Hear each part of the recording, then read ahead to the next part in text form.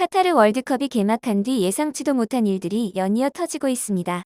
22일 사우디아라비아가 메시가 이끄는 아르헨티나를 이긴 데 이어 23일에는 일본도 전차군단 독일을 꺾었는데요. 이런 예상 외의 결과가 연이어 나오고 있는 원인으로 경기력이나 전술 외에 다른 요인도 거론되고 있습니다. 한국을 취재한 기자들도 숙소에서 200kg이나 되는 비밀병기를 본 뒤로는 이걸 이유로 한국의 이변을 예상하고 있는데요. 도대체 무엇이 기자들이 한국 편을 들게 만들었는지 알아보겠습니다. 이번 카타르 월드컵은 사상 최초로 아랍권 국가에서 열리고 있는데요. 그러다 보니 이전 대회에는 없었던 문제들이 발생하고 있습니다. 바로 식음료와 관련된 규칙들. 카타르는 이슬람 율법을 중시하는 나라라 술과 돼지고기를 먹지 못하게 하는 건 물론 반입도 못하게 하는데요. 문제는 카타르 헌법 57조의 외국인도 카타르 입국 시 카타르의 전통과 관습을 준수해야 한다고 명시해뒀고 이를 어길 시 법적으로 처벌도 가능하다는 겁니다. 즉 무슬림이 아니라도 술이나 돼지고기 먹을 생각은 꿈도 꾸지 말라는 거지요. 이 때문에 여러 나라 선수들과 관계자, 취재 기자는 물론 경기를 보러 온 관광객들까지 곤욕을 치르고 있습니다. 먹고 마시는 것만 제한되느냐?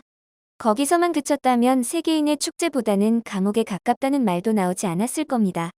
옷도 어깨나 무릎이 드러나는 건 입어서는 안 되고 레깅스도 노출이 없는 거라도 몸매가 드러나서 입으면 안 된다고 하는데요.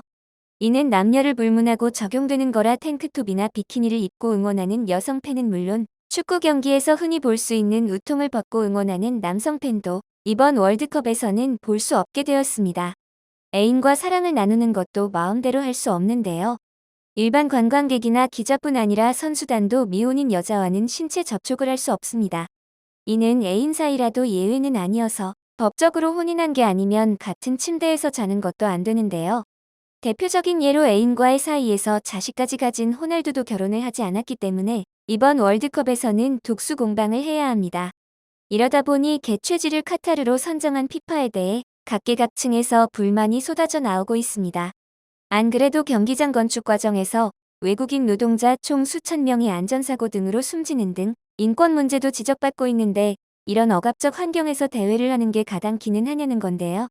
그래서인지 카타르가 월드컵 개최지로 결정되었던 2010년 당시 피파 회장이었던 제프 블래터도 카타르를 개최지로 선정한 건 실수였다고 밝혔습니다. 블래터 본인은 카타르는 월드컵을 개최하기에는 너무 작은 나라라는 이유 등으로 미국을 개최지로 지지했는데요. 그러나 부회장이었던 미셸 플라티니가 당시에는 왕세자였던 현 카타르 국왕 타민 빈 하마드 알타니와 회동한 뒤 집행위원들이 카타르를 지지했다고 주장했습니다. 이게 사실이라면 오일머니의 피파가 굴복한 거나 마찬가지인데요. 돈 좀 벌자고 이런 사달을 낸 피파 때문에 왜 다들 이 고생을 해야 하는 건지. 처음에는 이번 월드컵에서 발생한 이변들 관해서 이야기 하나 했는데 왜 이런 이야기들만 하냐고요? 이런 것들 하나하나가 심리적 안정감에 큰 영향을 미칠 수 있고 그것이 경기력에도 영향을 줄 수 있기 때문입니다.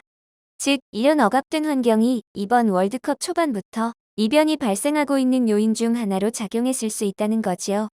이번 월드컵 첫 이변의 주인공인 사우디만 해도 수니파 이슬람의 본산을 자처하는 곳으로 카타르는 저리 가라 할 정도로 율법을 엄격하게 적용하는 나라입니다.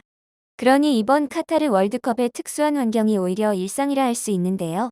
자유분방한 남미 출신의 아르헨티나 선수들은 적응 자체가 쉽지 않은 것과 정반대입니다. 사회적 환경만 아니라 자연 환경 측면에서도 너무 익숙할 거고요. 이런 것들도 이변의 요인 중 하나라고 할 수 있다는 겁니다. 일본과 독일 경기도 마찬가지인데요. 일본도 이번 월드컵의 억압적 환경이 달갑지 않겠지만 문화적 특성상 독일에 비해서는 영향을 덜 받았을 가능성이 큽니다.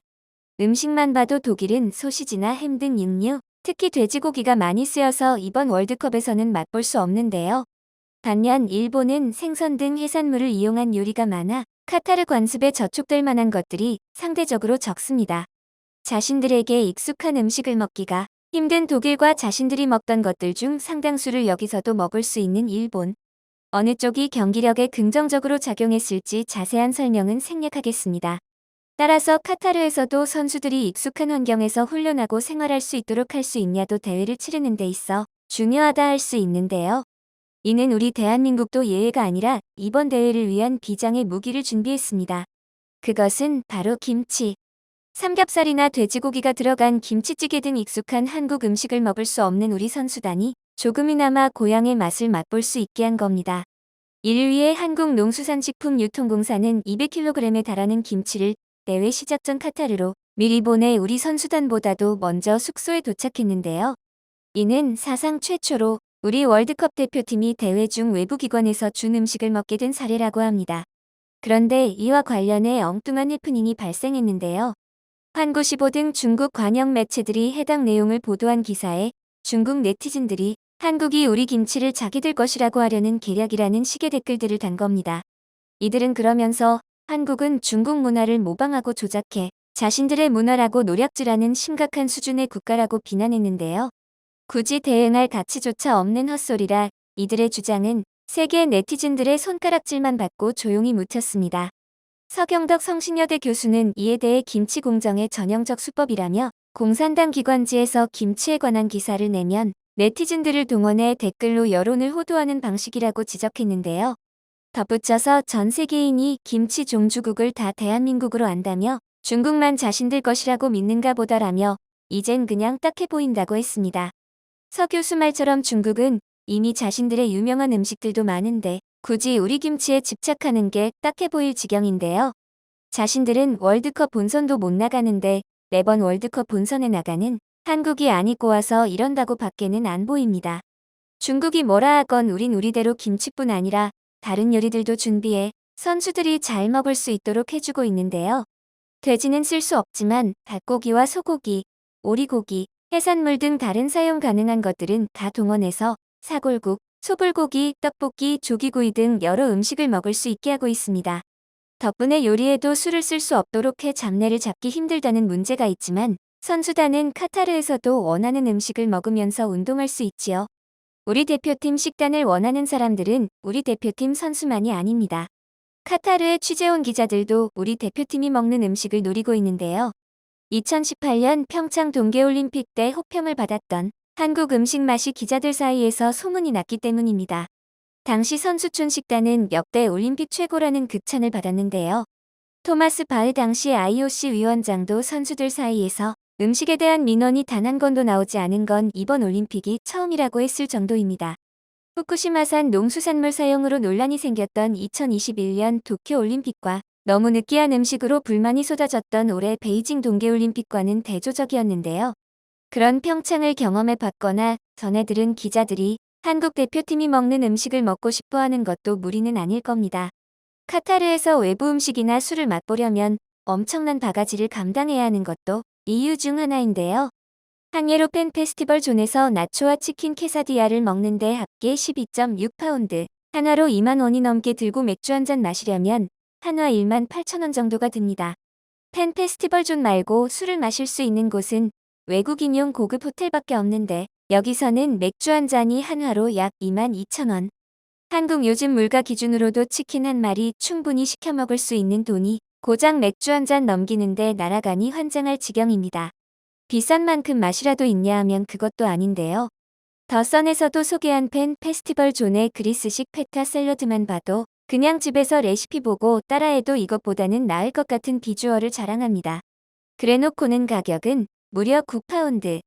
그 돈이면 한국 기준으로 샐러드는 기본에 파스타나 돈가스도 먹을 수 있는데 저런 걸 먹으라니? 해도 너무한다는 말밖에 안 나옵니다. 그러다 보니 평창에서 이미 소문난 우리 음식이라도 얻어 먹어보려 손흥민 핑계로 한국 대표팀 주변을 배회하는 기자들이 많다는데요.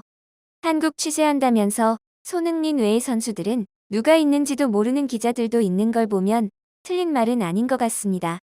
하지만 전술 유출을 막기 위해 지정된 시간 외에는 기자들 출입을 허용하지 않아 이들은 한국 음식을 맛보지 못하고 돌아가야 했다고 하네요. 그런 기자들을 위해서인지 한국 대표팀 숙소 밖에서도 한국 음식을 맛볼 수 있는 곳이 마련되었습니다. 월드컵 기간 중 10개의 경기장 인근 팬존에 CJ에서 운영하는 K푸드 존이 들어선 건데요. 김이랑 김치는 물론 김자반, 현장에서 바로 먹을 수 있는 컵밥 등도 판다고 하니 조금이나마 한국의 맛을 느낄 수 있을 겁니다. 여러 제약 때문에 선수든 기자든 관광객이든 예전과 같은 방식으로 즐기기는 어려운 카타르 월드컵. 그런 어려운 환경에서도 우리 선수단은 김치와 불고기 등 좋은 우리 음식으로 기력을 보충하고 있는데요. 경기에서도 김치처럼 매운맛을 보여줘 16강에서도 우리 축구를 볼 수 있기를 바랍니다.